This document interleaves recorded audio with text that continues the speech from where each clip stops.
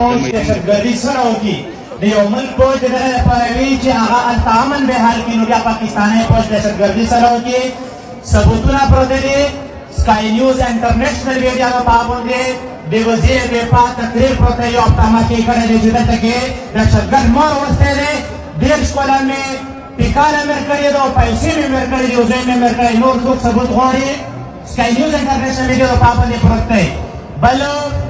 د مو بیگم مولانا خانزیر بزر شوی دی دلته پاکستانی سټیټ وي چې دلته دهشتګردي انډیا کوي چې انډیا دلته دهشتګردي کوي نو انډیا د مو خروتي چې هغه سړی وي چې څوک د سټیټ اف پاکستان د هغې پالیسۍ خلاف دي چې پښتون پکې وژل کېږي